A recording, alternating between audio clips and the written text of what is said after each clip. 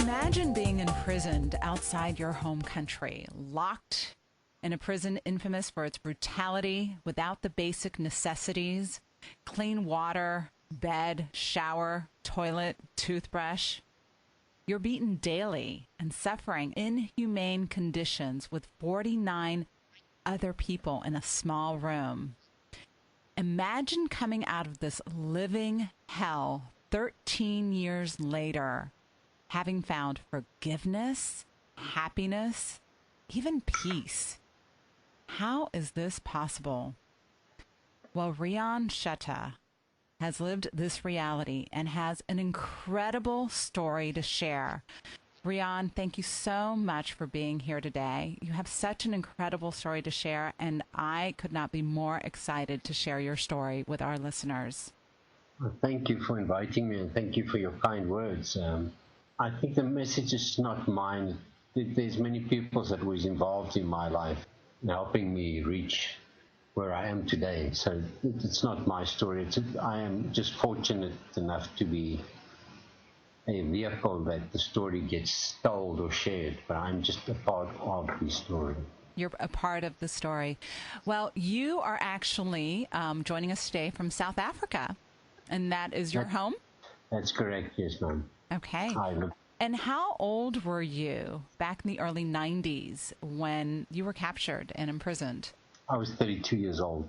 Things were changing in South Africa. My main field of operation was outside the country, and my government told me to go wrap up operations, close up, and come home. The war was over. So my final mission was to be in Zimbabwe, a neighboring country. Unfortunately, they were waiting for us, and we got captured. I got captured, wounded and captured. So in essence, you were set up by your own government? Yes, ma'am. Why do you believe you were set up? Because they knew the people on the other side were waiting for us. They knew we were coming. So here you are, a member of the elite forces, and you were very loyal to your government, and you were captured and imprisoned, and you thought, well, they're going to come for me. This can't be the end of the story. I'm going to be out of here soon. No, obviously, for the first 3 years, that's what I lived on. Belief that somebody was going to come and help me. So was it shocking, your first months in prison? Our audience, I'd like to tell you to go online and Google Chikurubi prison pictures. Reon, that had to have been just surreal. It is still surreal if I think back. It's just a different world. It's a totally different world. It's beyond what you can even imagine. And that prison system is considered to be one of the worst, if not the worst prison system in the world. The statistic, 10% of the inmates would come out alive, and now it's even worse. It's less than 10% now, but when I was there, it was 10%. Less than 10%. So here you are, a vibrant man put into this prison system. You were in a small room with 49 other inmates. You were the only white man, is that correct? That's correct. So you stood out like a sore thumb. Like a spotlight, kind of. Like a spotlight. And how did the other inmates treat you? Well, in the beginning, I think there was a mutual dislike, distrust, hatred. It wasn't pleasant the first few years. And you were angry. Your hope was that you were going to be set free by your government. They were going to come get you and rescue you. Yes. But as the weeks and months went by, that didn't happen. And you realized that probably was not going to happen anytime soon. Yeah, that thought dawned on me very slowly, but eventually did sink in that I was on my own. And at that point, after you were starting to change your mind about your circumstances, how was your health?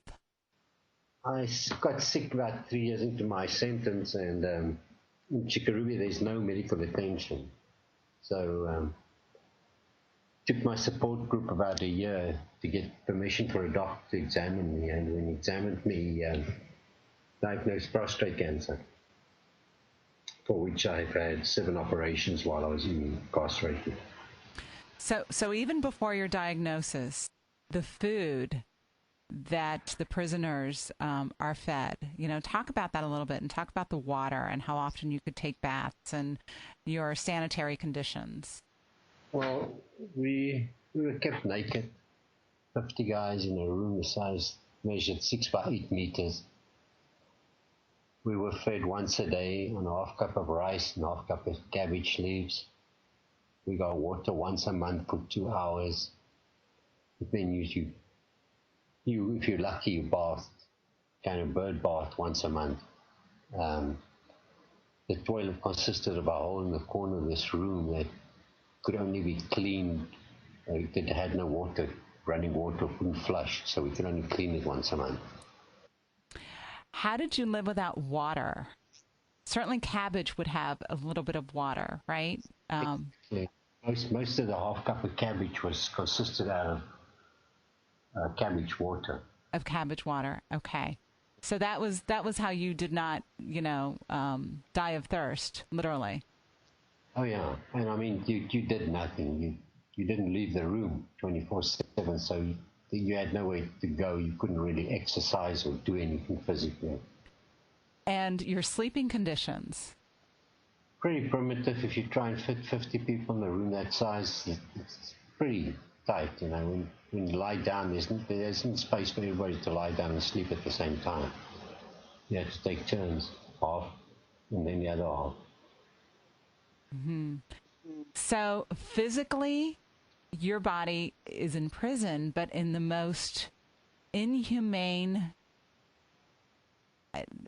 I just can't even imagine how inhumane and how crazy the physical environment must be.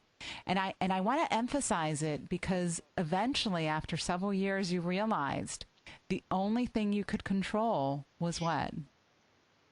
Was myself, my mind. That was it. That was the only thing that they could not have was your mind and your spirit. And as long as I kept control of that, I was free. Sometimes it's not the place or the people around us that's imprisoning us. Since I came back to this world, I've met hundreds and hundreds of people all over the world that's free and have everything, but they live in worse prisons than I've ever been. And these are prisons created by themselves in their own heads and hearts and minds.